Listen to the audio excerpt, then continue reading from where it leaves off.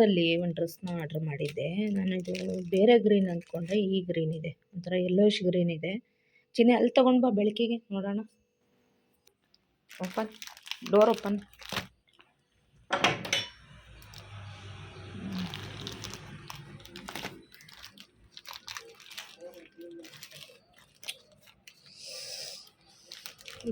ಕಲರಲ್ಲಿ ಬೇರೆ ಗ್ರೀನ್ ಇತ್ತು ನೋಡ, ನಂಗೆ ಗ್ರೀನ್ ಇಷ್ಟ ಆಗಿ ತೊಗೊಂಡಿದ್ದೆ. ಇಲ್ಲಿ ಬೇರೆ ಗ್ರೀನ್ ಇದೆ, ಯೆಲ್ಲೋಯಿಶ್ ಗ್ರೀನ್ ಥರ ಇದೆ. ಅದೊಂಥರ ಪ್ಯಾರೆಟ್ ಗ್ರೀನ್ ಥರ ಇತ್ತು, ಚೆನ್ನಾಗಿತ್ತು ಆ ಕಲರು. ಮೀಶೋದವ್ರು ಬರೀ ಮೋಸ ಮಾಡ್ತಾರೆ. ಸುಮ್ಮನೆ ನೀವು ಮೀಶೋ ಪ್ರಮೋಷನ್ ಎಲ್ಲ ಮಾಡಿದ್ದೀರ ಅವಾಗ. ಕಲರಲ್ಲಿ ಮೋಸ ಮಾಡಿದ್ದಾರೆ. ಕ್ಲಾತ್ ಹೆಂಗಿದೆ ನೋಡೋಣ ಇರು. ಕ್ಲಾತಲ್ಲಿ ಮೋಸ ಆಗಿದೆಯಾ, ಚೆನ್ನಾಗಿದೆಯಾ, ಇಲ್ಲ ಕವರಿಂದ ಹಂಗೆ ಕಾಣ್ತಾ ಇದೆಯಾ? ಇಲ್ಲ, ಸೇಮ್ ಕಲರ್. ಕವರಿಂದ ಹಂಗೆ ಕಾಣ್ತಾ ಇದ್ದದ. ನೈಸಾ? XXL. Open it.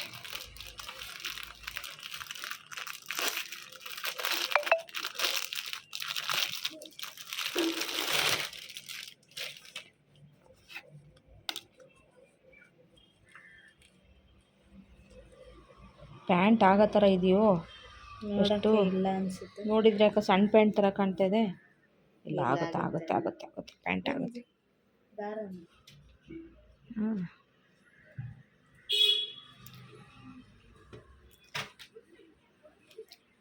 ಅಪ್ಪನೇ ದಿಲ್.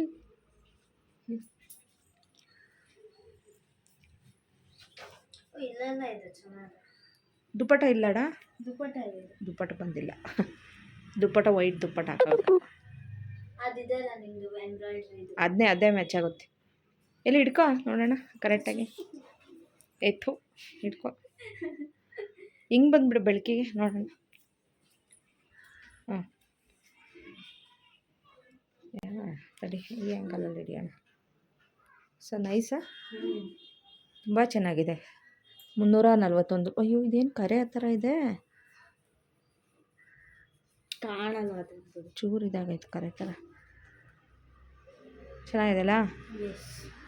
ಇಷ್ಟ ಆಯ್ತಾ ನಿನಗೆ? ನಿನಗೆ ಇಷ್ಟ ಆಯ್ತಾ? ನನಗೆ ಇಷ್ಟ ಆಯಿತು. ನನಗೂ ಇಷ್ಟ ಆಯಿತು. ಚೆನ್ನಾಗಿದೆ ಡಿಸೈನ್ ಎಲ್ಲ. ನೋಡಿ, ನಂಗೆ ಇಷ್ಟ ಆಯಿತು. ಇಷ್ಟ ಆಯ್ತಲ್ಲ? ನಾನು ಇದು ನೋಡೇನೆ ತೊಗೊಂಡಿದ್ದು. ಲಿಂಕನ್ನು ಡಿಸ್ಕ್ರಿಪ್ಷನಲ್ಲಿ ಹಾಕ್ತೀನಿ, ಬೇಕಾದ್ರೆ ಯಾರಾದರೂ ತೊಗೋಬೋದು. ಇಟ್ಕೊ ಇಲ್ಲಿ. ಕಾಲರ್ ನೆಕ್ಕು, ಇಲ್ಲಿಗೂ ಎಂಬ್ರಾಯ್ಡ್ರಿ ಇದೆ, ಚೆನ್ನಾಗಿದೆ ನೋಡಿ. ಎಂಬ್ರಾಯ್ಡ್ರಿ ತುಂಬ ಚೆನ್ನಾಗಿದೆ. ಬಟ್ಟೆ ಕ್ವಾಲಿಟಿ ತುಂಬ ಚೆನ್ನಾಗಿದೆ. 341 ರೂಪಾಯಿ ನಿಜವಾಗ್ಲೂ ಲಾಸ್ ಇಲ್ಲ. ನನಗಂತೂ ಈ ಎಂಬ್ರಾಯ್ಡ್ರಿ ತುಂಬಾ ಇಷ್ಟ ಆಯಿತು. ಎಲ್ಲಿಂದ ಪ್ಯಾರೆಟ್ ಗ್ರೀನ್ ಥರ ಇದೆ ನಿಮಗೆ? ಇಲ್ಲ ಚಿನ್ನಿ, ಅದರಲ್ಲಿ ಒಂಥರ ಪ್ಯಾರೆಟ್ ಗ್ರೀನ್ ಥರ ಕಾಣ್ತು. ಇದೊಂಥರ ಯೆಲ್ಲೋಯಿಶ್ ಗ್ರೀನು ಅಲ್ವಾ? ರವನ ಬಿಸಿಲಿಗೆ ಇಲ್ಲ. Okay, fold it.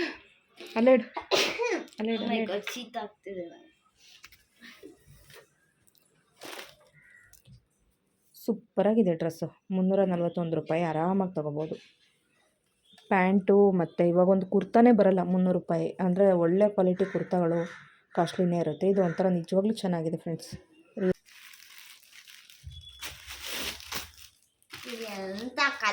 Same last time ಇತ್ತಲ್ಲ ಅದೇ ಇರಲಿ ಬಿಡು. ಪಿಂಕ್ ಆಗಿ ಚೆನ್ನಾಗಿದೆ. ಓಪನ್ ಮಾಡು. ಚೆನ್ನಾಗಿ ಕಮ್ಮಾಗಿದೆ.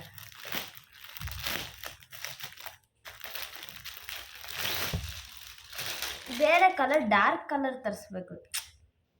Open it. ನೋಡಿದ್ರೆ ವಾಂತಿ ಥರ ಬರ್ತಿದೆ. ಸುಮ್ಕಿರು, ಕಡಿಮೆಗೆ ಯಾವ್ದಿರುತ್ತೆ ಅದನ್ನು ತರಿಸಿದ್ದೀನಿ. ಎಷ್ಟಪ್ಪ ಇದು? 186. ಮಿಷಿನ್ ಒಳಗೆ ಹಾಕೋಗ್ತೀನಿ, ವಾಸನೆ ಇದೆ. ಬಿಚ್ಬಿಟ್ಟು ಹಾಕು. ಅಲ್ಲಿ ಬಿಚ್ಚಾಕ್ತೀನಿ, ಇಲ್ಲಿ ಬೆಡ್ ಮೇಲೆ ಏನು ಕಂಟಾಮಿನೇಟ್ ಮಾಡಲಿ. ಫ್ರೆಂಡ್ಸ್, ಇದು ಮೀಶೋದಿಂದ ತರಿಸಿದ್ದು ಈ ಬೆಡ್ ಸ್ಪ್ರೆಡ್ ಏನಿದೆ ತನಗೆ ಇಷ್ಟನೇ ಆಗಲಿಲ್ಲ. ಈ ಪಿಂಕ್ ಕಲರ್ ಯಾಕೆ ತರಿಸಿದ್ರಿ ಹಂಗೆ ಅಂದ್ಲು. ಸೊ ನಾನು ಕಡಿಮೆ ರೇಟಿಗೆ ಇತ್ತಲ್ವ, ಬರೀ 186 ರುಪೀಸಿಗಿತ್ತು, ಹಂಗಾಗಿ ತರಿಸ್ದೆ. ಮತ್ತು ಮನೇಲಿ ಇದ್ದಿದ್ದು ಎಲ್ಲ ಬೆಡ್ ಸ್ಪ್ರೆಡ್ಗಳು ಎಲ್ಲ ಹರಿದೋಗ್ಬಿಟ್ಟಿದ್ದಾವೆ. ವಾಷಿಂಗ್ ಮಿಷಿನಿಗೆ ಬೆಡ್ಶೀಟು, ಬೆಡ್ ಸ್ಪ್ರೆಡ್ಡು ಏನೇ ಹಾಕಿದ್ರು ಅಷ್ಟೇ ಬೇಗನೆ ಹರಿದೋಗುತ್ತೆ ಅನಿಸುತ್ತೆ ನನಗಂತೂ. ಹ್ಯಾಂಡ್ ವಾಶ್ ಮಾಡಿದ್ರೆ ಆ ಥರ ಆಗೋಲ್ಲ, ಬಟ್ ಮಿಷಿನಿಗೆ ಹಾಕಿದರೆ ಬೇಗ ಹರಿದೋಗ್ಬಿಡುತ್ತೆ. ಹಂಗೆ ಇವಾಗ ಸಾಂಬಾರು ಬಂದುಬಿಟ್ಟು ನಾನು ಮೂಲಂಗಿ ಬೇಳೆ ಸಾರು ಮಾಡ್ತಾಯಿದ್ದೀನಿ. ಆ್ಯಕ್ಚುಲಿ ಇವತ್ತು ನಾನು ಇದ್ರದ್ದು ಕರ್ಮೀನು ಸಾರು ಮಾಡೋಣ ಅಂಥೇಳಿ ಕರ್ಮೀನು ತೊಗೊಂಬಂದಿದ್ದೆ. 40 ರೂಪಾಯಿಗೆ ನೋಡಿ ಇಷ್ಟು ಕರ್ಮೀನು. ಇಷ್ಟಿದೆ 40 ರೂಪಾಯಿ 2 ಪ್ಯಾಕು 20 ರೂಪಾಯಿಗೆ ಈ ತರಕಾರಿ ಅಂಗಡೀಲಿ ಇರುತ್ತೆ ಕರ್ಮೀನು. ಲಾಸ್ಟ್ ಟೈಮ್ ತೊಗೊಂಬಂದು ಮಾಡಿದ್ದೆ ನಾನು. ಸಾರು ತುಂಬ ಚೆನ್ನಾಗಿ ಆಗ್ಬಿಟ್ಟಿತ್ತು ಅದು ಸಾಂಬಾರು.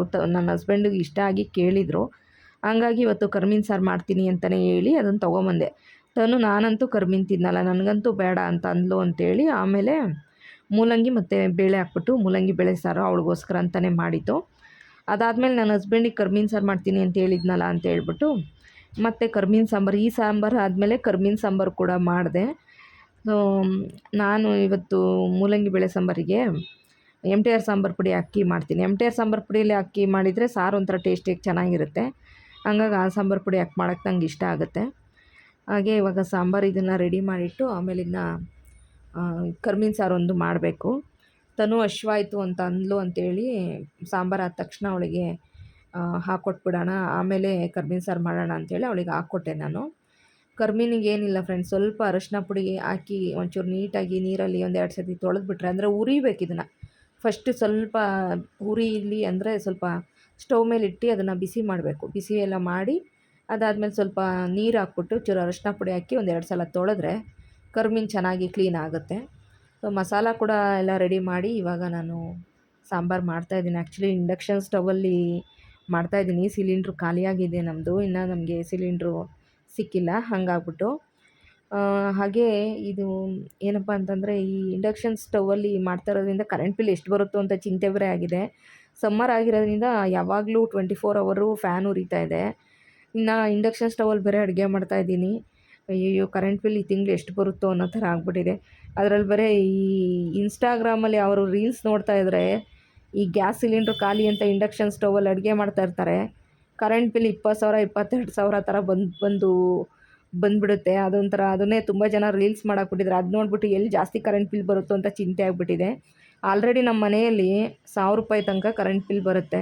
ಸ್ಟಾರ್ಟಿಂಗ್ ಬಂದಾಗ 400 ರೂಪಾಯಿ ಆ ಥರ ಎಲ್ಲ ಬಂತು. ಆಮೇಲೆ 1,000 ರೂಪಾಯಿ, 900 ರೂಪಾಯಿ, 850, 850 ಕಡಿಮೆ ಅಂದ್ಕೊಳ್ಳಿ, ಆ ಥರ ಬರ್ತಾಯಿದೆ ಕರೆಂಟ್ ಬಿಲ್ಲು.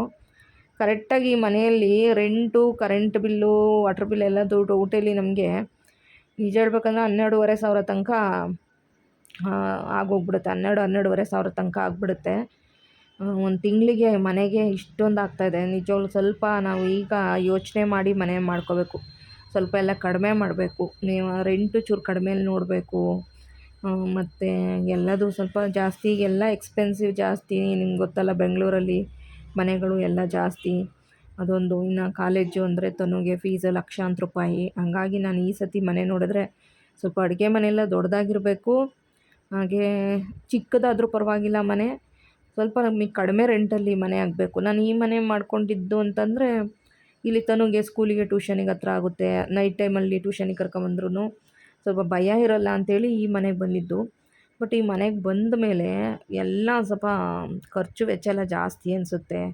ಎಲ್ಲ ಕಷ್ಟ ಆಗುತ್ತೆ ಅನ್ನೋ ಥರ ಆಗಿಬಿಟ್ಟಿದೆ ನಂಗೆ ಲೈಫೇ ಒಂಥರ. ಅದ್ರಲ್ಲಿ ಬೇರೆ ಬಂದಮೇಲೆಲ್ಲ ಚೂರು ಹುಷಾರಿಲ್ಲ, ಆಪ್ರೇಷನ್ನು. ನನಗೂ ಹುಷಾರಿಲ್ಲದೆ ನನಗೊಂದು 2 ಸಲ ಹಾಸ್ಪಿಟಲಲ್ಲಿ ಗ್ಲೂಕೋಸು ಅಡ್ಮಿಂಟು ಅಂತೆಲ್ಲ ಆಗಿದ್ದು.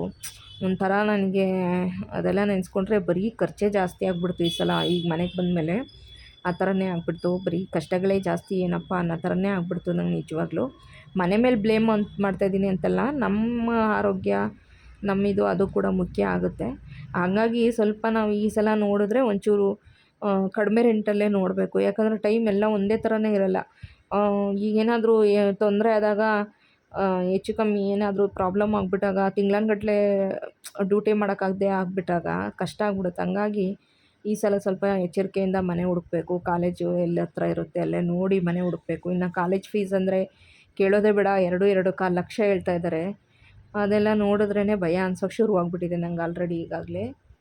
ಸೊ ನೋಡೋಣ ಫ್ರೆಂಡ್ಸ್, ಹೆಂಗೆಲ್ಲ ಹೋಗುತ್ತೆ ಅದನ್ನೆಲ್ಲ ಖಂಡಿತ ವೀಡಿಯೋದಲ್ಲಿ ಶೇರ್ ಮಾಡ್ಕೊತಾ ಹೋಗ್ತೀನಿ. ಸೊ ಹೀಗೆ ವಿಡಿಯೋನ ನೋಡಿ ಸಪೋರ್ಟ್ ಮಾಡ್ತಾಯಿರಿ. ಹಾಗೆ ತನುಗೆ ಮತ್ತು ಊಟ ಹಾಕ್ಬಿಟ್ಟು ನಾನು ಕೂಡ ಊಟ ಮಾಡ್ತಾಯಿದ್ದೀನಿ. ಸ್ವಲ್ಪ ಚಿಪ್ಸ್ ಇತ್ತು, ಆ ಚಿಪ್ಸ್ನೇ ಹಾಕ್ಕೊಂಡು ಸ್ವಲ್ಪ ಸೈಡಿಗೆ ಹಾಕ್ಕೊಂಡು ಊಟ ಮಾಡ್ತಾಯಿದ್ದೀನಿ. ನಾನಿನ್ನು ಇದ್ರ ಸಾಂಬಾರು ಮಾಡೋಕ್ಕೆ ರೆಡಿ ಮಾಡೋದಕ್ಕೆ ಇಟ್ಟಿದ್ದೆ, ಅಂದರೆ ಕರ್ಮೀನು ಸಾರು.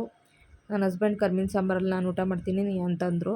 ಸೊ ನಾನು ಮೂಲಂಗಿ ಬೇಳೆ ಸಾರಲ್ಲೇ ಊಟ ಮಾಡೋಣ ಅಂತೇಳಿ ಮೂಲಂಗಿ ಬೇಳೆ ಸಾರಲ್ಲೇ ಊಟ ಮಾಡಿ ಆಮೇಲೆ ಈಗ ಕರ್ಮೀನೆಲ್ಲ ಹಾಕಿ ಕರ್ಮೀನು ಸಾಂಬಾರು ರೆಡಿ ಮಾಡ್ತಾಯಿದ್ದೀನಿ. ಹಾಗೇ ಡೈಲಿ ವೀಡಿಯೋಸ್ ಹಾಕೋಣ ಅಂತ ಒಂದು ಹುಮ್ಮಸ್ಸಲ್ಲಿ ವೀಡಿಯೋಸ್ ಹಾಕ್ತಾಯಿರ್ತೀನಿ. ಅದ್ರಲ್ಲಿ ಮತ್ತೆ ಮಧ್ಯದಲ್ಲಿ 2-3 ದಿನ ಗ್ಯಾಪ್ ಆಗಿಬಿಡುತ್ತೆ. ಗ್ಯಾಪ್ ಅಂತಂದರೆ ಸ್ವಲ್ಪ ಈ ಪೀರಿಯಡ್ಸ್ ಟೈಮ್ ಬಂತು ಅಂತಂದಾಗ ನನಗೆ ಈ ಮೂಡ್ ಸ್ವಿಂಗ್ಸ್ ಇರುತ್ತೆ. ಒಂಥರ ಏನು ಮಾಡೋಕ್ಕೂ ಮನಸ್ಸಿರಲ್ಲ, ಆ ರೀತಿ ಆಗಿಬಿಡುತ್ತೆ. ನನಗೆ ಇನ್ನೊಂದು ವಿಷಯ ಅಂದರೆ ನಾನು ಯಾವಾಗಲೂ ಒಂದೊಂದು ಥರ ಯಾವ ವಿಷಯ ಸಣ್ಣ ವಿಷಯ ಆದರೂ ನನಗೆ ಡೀಪಾಗಿ ನನ್ನ ಮೈಂಡಿಗೆ ತೊಗೊಬಿಡ್ತೀನಿ ಕೆಲವೊಮ್ಮೆ. ಕೆಲವೊಮ್ಮೆ ನಾನೇನಾದರೂ ವಿಷಯಗಳನ್ನ ಡೀಪಾಗಿ ನನ್ನ ಮೈಂಡಿಗೆ ತೊಗೊಬಿಟ್ಟೆ ಅಂದರೆ ನಾನು ಮಾಡೋ ಕೆಲಸ ಸರಿಯಾಗಿ ಯಾವುದನ್ನೂ ನೆಟ್ಟಗೆ ಮಾಡಲ್ಲ. ಒಂಥರ ಡಲ್ ಆಗಿಬಿಡ್ತೀನಿ ಅನ್ನೋ ಥರ ಆಗ್ಬಿಡ್ತೀನಿ. ಒಂಥರ ಯಾವುದ್ರಲ್ಲೂ ಆಸಕ್ತಿ ಇಲ್ವೇನೋ ಅನ್ನೋ ಥರ ಆಗ್ಬಿಡ್ತೀನಿ. ಕೆಲವು ಟೈಮ್ ನಾನು ಆ ರೀತಿ ಆಗ್ಬಿಡ್ತೀನಿ. ನಾನು ನನ್ನನ್ನೇ ತುಂಬ ಬದಲಾಯಿಸ್ಕೊಳ್ಳೋದಿದೆ. ತುಂಬಾ ಬದಲಾಯಿಸ್ಕೋಬೇಕು. ನನ್ನನ್ನು ನಾನು ಕರೆಕ್ಟಾಗಿ ಇಟ್ಕೊಬೇಕಂದ್ರೆ ನಾನು ತುಂಬಾ ಬದಲಾಗಬೇಕು. ನನ್ನ ಮೂಡ್ ಕರೆಕ್ಟಾಗಿ ಇಟ್ಕೋಬೇಕು. ಸ್ವಲ್ಪ ಆ್ಯಕ್ಟಿವ್ ಆಗಬೇಕು. ನೋಡೋಣ ನೆಕ್ಸ್ಟು ಬೇರೆ ಮನೆಗೆ ಹೋದಾಗ ಮೋಸ್ಟ್ಲಿ ಎಲ್ಲ ಸ್ವಲ್ಪ ಎಲ್ಲ ಕರೆಕ್ಟ್ ಮಾಡಿಕೊಂಡು ಎಲ್ಲ ಸ್ವಲ್ಪ ಆ್ಯಕ್ಟಿವ್ ಆಗ್ತೀನಿ ಅಂತ ಅನಿಸುತ್ತೆ. ನೋಡಬೇಕು. ಕೆಲವೊಮ್ಮೆ ಹಂಗಾಗ್ಬಿಡ್ತೀನಿ. ಎಲ್ಲ ಟೈಮಲ್ಲೂ ಹಂಗೆ ಇರ್ತೀನಿ ಅಂತಲ್ಲ. ಕೆಲವೊಮ್ಮೆ ಯಾವುದಾದ್ರೂ ಸ್ವಲ್ಪ ಒಂಚೂರು ಏನಾದರೂ ಮನ್ಸಿಗೆ ತೊಗೊಳ್ಳೋವಂಥ ವಿಚಾರ ಏನಾದರೂ ಆಗ್ಬಿಡ್ತು ಅಂದರೆ ಒಂದು 2-3 ಡೇಸು ನನಗೆ ಏನು ಕೆಲಸ ಮಾಡೋಕ್ಕಾಗಲ್ಲ. ಡಿಪ್ರೆಷನಲ್ಲಿ ಇದ್ಬಿಡ್ತೀನಿ. ಆ ಥರ ಇರ್ತೀನಿ ನಾನು. ಸರಿಯಾಗಿ ತಿನ್ನಲ್ಲ, ಸರಿಯಾಗಿ ನಿದ್ದೆ ಮಾಡಲ್ಲ, ಆ ಥರ. ಸೊ ಕೆಲವೊಮ್ಮೆ ನನಗೆ ನನ್ನಲ್ಲಿರೋ ಮೈನಸ್ ಪಾಯಿಂಟೇ ಅದು ಅನಿಸುತ್ತೆ. ಸೊ ನನ್ನನ್ನು ನಾವು ಯಾವಾಗ್ಲೂ ನಾನು ತುಂಬ ಸತಿ ನನ್ನನ್ನು ನಾನು ಮೋಟಿವೇಟ್ ಮಾಡ್ಕೋತಾ ಇರ್ತೀನಿ. ಇಲ್ಲ ನಾನು ಬದಲಾಗಬೇಕು, ನಾನು ಆ್ಯಕ್ಟಿವ್ ಆಗಿರಬೇಕು, ನಾನು ಮುಂದೆ ಇನ್ನು ಲೈಫಲ್ಲಿ ಭಾಳ ಬರ್ತಾ ಇರ್ತವೆ, ಹೋಗ್ತಾ ಇರ್ತವೆ, ನಾನು ಕರೆಕ್ಟಾಗಿ ಆ್ಯಕ್ಟಿವ್ ಆಗಿರಬೇಕು ಅಂತ ಯೋಚನೆ ಮಾಡ್ತಾ ಇರ್ತೀನಿ ಕೆಲವೊಮ್ಮೆ ಅದೇನು ಹೇಳ್ತಾರಲ್ಲ ಆ ರೀತಿ ಆಗಿಬಿಡುತ್ತೆ. ಅಂದರೆ ಡಲ್ ಆಗಿಬಿಡ್ತೀನಿ. ನನಗೆ ಯಾವ ಕೆಲಸದಲ್ಲೂ ಆಸಕ್ತಿ ಇಲ್ಲ, ಏನೂ ಬೇಡ ಅನ್ನೋ ಥರ ಫೀಲಲ್ಲಿ ಇದ್ಬಿಡ್ತೀನಿ ನಾನು. ಊಟ ಎಲ್ಲ ಆದಮೇಲೆ ಇನ್ನು ಪಾತ್ರೆಗಳನ್ನೆಲ್ಲ ತೊಳೆದ್ಬಿಟ್ಟು ಇಟ್ಬಿಡೋಣ ಅಂಥೇಳಿ ತೊಳಿತಾ ಇದ್ದೀನಿ. ಅಡುಗೆ ಮನೆ ಎಲ್ಲ ಸ್ವಲ್ಪ ಕ್ಲೀನ್ ಮಾಡಿ ಮಲ್ಕೊಂಬಿಟ್ರೆ ಬೆಳಗ್ಗೆ ಎದ್ದ ತಕ್ಷಣವೇ ಏನು ಬೇಕು ಅದನ್ನು ಸ್ವಲ್ಪ ಬ್ರೇಕ್ಫಾಸ್ಟ್ ಮಾಡಿಕೊಂಡು ಆರಾಮಾಗಿ ತಿಂದ್ಕೋಬೋದು. ಇನ್ನು ಪಾತ್ರೆಗಳೆಲ್ಲ ಇಟ್ಬಿಟ್ಟೆ ಅಂತೇಳಿದ್ರೆ ಬೆಳಗ್ಗೆ ತಿಂಡಿ ಬ್ರೇಕ್ಫಾಸ್ಟ್ ಮಾಡೋಕ್ಕೂ ಮೂಡಿರಲ್ಲ, ಆ ರೀತಿ ಆಗುತ್ತೆ. ಸೊ ಈ ನಡುವೆ ಬೇರೆ ಲೇಟಾಗಿ ಮಲ್ಕೊತಾ ಇದ್ದೀವಿ. ರಿಲ್ಯಾಕ್ಸ್ ಮೂಡಲ್ಲಿದ್ದೀವಿ ನಿಜ ಹೇಳ್ಬೇಕಂದ್ರೆ. ತನುಗೆ ಎಕ್ಸಾಮ್ ಮುಗಿದು ಅವಳು ಆರಾಮಾಗಿ ಹ್ಯಾಪಿಯಾಗಿದ್ದಾಳೆ, ನಾನು ಸ್ವಲ್ಪ ಆರಾಮಾಗಿದ್ದೀನಿ. ಯಾಕಂದರೆ ತನು ಪಾಪ ಒಂದು ಎಕ್ಸಾಮ್ ಟೈಮಲ್ಲಿ ಸರಿಯಾಗಿ ಅವಳು ನಿದ್ದೆನೇ ಮಾಡಲಿಲ್ಲ. ಆವಾಗ ನಿದ್ದೆ ಮಾಡದೆ ಏನಾಗ್ತದೆ ಅಂದರೆ ರಾತ್ರಿ 1:30-2 ಗಂಟೆ ಆದರೂ ತನಗೆ ನಿದ್ದೆ ಬರ್ತಾಯಿಲ್ಲ. ಅದೇ ರೂಢಿ ಆಗಿಬಿಟ್ಟಿದೆ ಈಗಲ್ಲೇ. ನಾನು ಏನೇನೋ ಮಾಡಿ ಮಲ್ಕೊ ನಿದ್ದೆ ಮಾಡು ಅಂದ್ರೂ ಅವಳಿಗೆ ನಿದ್ದೆ ಬರ್ತಾಯಿಲ್ಲ. ಆ ರೀತಿ ಆಗಿಬಿಟ್ಟಿದೆ, ರೂಢಿ ತಪ್ಪಿದಂಗೆ ಆಗಿಬಿಟ್ಟಿದೆ. ಸೊ ಹಂಗಾಗಿ ಲೇಟಾಗಿ ಮಲ್ಕೊಂತಾಳೆ. ಬೆಳಗ್ಗೆ 8:30-9 ಗಂಟೆ ಆದರೂ ಎದ್ದೇಳೋಕ್ಕಾಗಲ್ಲ, ಆ ರೀತಿ ಆಗ್ತದೆ. ನಾನು ಬಿಡು ರಜಾ ಅಲ್ವಾ, ಹೋಗಲಿ ಆರಾಮಾಗಿ ಮಲ್ಕೊಂಬಿಡ್ಲಿ ಅಂತೇಳಿ ಆರಾಮಾಗಿ ಮಲಗಿಸ್ತಾ ಇದ್ದೀನಿ. ನಾನು ಕೂಡ ಹಂಗೆ ಆಗ್ಬಿಟ್ಟಿದ್ದೀನಿ. 8 ಗಂಟೆ ಆದರೂ ಒಂದೊಂದು ದಿನ 7:30-8 ಗಂಟೆ ಆದರೂ ನನಗೂ ಎಚ್ಚರಿಕೆ ಆಗ್ತಾಯಿಲ್ಲ. ಆ ಥರ ನಿದ್ದೆ ಬಂದಿರುತ್ತೆ. ಸೊ ಅದಾದಮೇಲೆ ಇಬ್ಬರು ಎದ್ಬಿಟ್ಟು ಆರಾಮಾಗಿ ಏನಾದ್ರು ಬ್ರೇಕ್ಫಾಸ್ಟ್ ಮಾಡ್ಕೊಂಡು ತಿಂದು ಮನೇಲಿ ಟಿ ವಿ ನೋಡಿಕೊಂಡು ಹಿಂಗೆ ಟೈಮ್ ಪಾಸ್ ಆಗ್ತದೆ. ಯಾವುದಾದ್ರು ಮೂವಿ ನೋಡೋದು, ಕೂತ್ಕೊಂಡು ಟಿ ವಿ ನೋಡೋದು, ಇಲ್ಲ ಏನಾದರೂ ಮಾತಾಡಿಕೊಂಡು ಏನೋ ಒಂದು ನೋಡಿಕೊಂಡು ಹಿಂಗೆ ಟೈಮ್ ಪಾಸ್ ಆಗ್ತದೆ. ಹೊರ್ಗಡೆ ಹೋಗಬೇಕು, ಸ್ವಲ್ಪ ಹೊರಗಡೆ ಎಲ್ಲ ತಿರುಗಾಡಬೇಕು. ಸುಮಾರು ಪ್ಲೇಸ್ ಎಲ್ಲ ಕೇಳಿದ್ದಾಳೆ ತನು, ಅಲ್ಲಿಗೆಲ್ಲ ಕರ್ಕೊಂಡು ಹೋಗಬೇಕು. ಮಾಲ್ಗೆಲ್ಲ ಕೇಳಿದ್ದಾಳೆ, ಮಾಲ್ಗೆ ಹೋಗೋಣ ಅಂತೆಲ್ಲ ಕೇಳಿದ್ದಾಳೆ. ಸೊ ಸ್ವಲ್ಪ 1-2 ದಿನ ನಾನು ಆರಾಮಾಗಿ ಆಮೇಲೆ ಕರ್ಕೊಂಡು ಹೋದ್ರೆ ಆಯಿತು ಅಂತ ಅಂದ್ಕೊಂಡಿದ್ದೀನಿ. ಸುಮಾರು ಪ್ಲ್ಯಾನ್ ಮಾಡ್ಕೊಂಡಿದ್ದು, ಬಟ್ ಯಾವ ಪ್ಲ್ಯಾನು ಕೂಡ ಸರಿಯಾಗಿ ಮಾಡೋಕ್ಕೆ ಆಗ್ತಾಯಿಲ್ಲ, ಎಲ್ಲೂ ಹೋಗೋಕ್ಕಾಗ್ತಾಯಿಲ್ಲ, ಆ ರೀತಿ ಆಗ್ತದೆ. ನೋಡೋಣ, ಒಂದು 2-3 ದಿನ ಕಳೆದ್ಮೇಲೆ ಎಲ್ಲೆಲ್ಲಾದರೂ ಒಂದೊಂದು ಕಡೆ ಇಲ್ಲೇ ಹತ್ರದಲ್ಲಿ ಕರ್ಕೊಂಡೋಗಿ ಬರಬೇಕು. ಅವಳಿಗೂ ಮನೇಲಿ ಇದ್ದಿದ್ದು ಬೇಜಾರಾಗ್ತದೆ ಅಲ್ವಾ. ಸೊ ಹಂಗಾಗಿ ಅಂದ್ಕೊಂಡಿದ್ದೀನಿ. ಓಕೆ, ಈ ವ್ಲಾಗ್ ನಿಮಗೆ ಇಷ್ಟ ಆಗಿದೆ ಅಂತಲೇ ಅಂದ್ಕೊತೀನಿ ಫ್ರೆಂಡ್ಸ್. ಈ ವ್ಲಾಗ್ ನಿಮಗೆ ಇಷ್ಟ ಆದರೆ ಪ್ಲೀಸ್ ಲೈಕ್ ಮಾಡಿ. ಸೊ ಹಾಗೆಯೇ ಸಪೋರ್ಟ್ ಮಾಡಿ. ಸೊ ಅಡುಗೆ ಮನೆ ಎಲ್ಲ ಈಗ ಕ್ಲೀನ್ ಆಯಿತು. ಎಲ್ಲದನ್ನು ಇವಾಗ ನೀಟಾಗಿ ಎಲ್ಲ ಒರೆಸಿ ಸಿಂಕೆಲ್ಲ ತೊಳೆದು ಎಲ್ಲ ರೆಡಿ ಮಾಡಿದ್ದಾಯಿತು. ಸೊ ಇವಾಗ ಮಲಗೋಣ ಅಂತ ಹೊರಟೆ.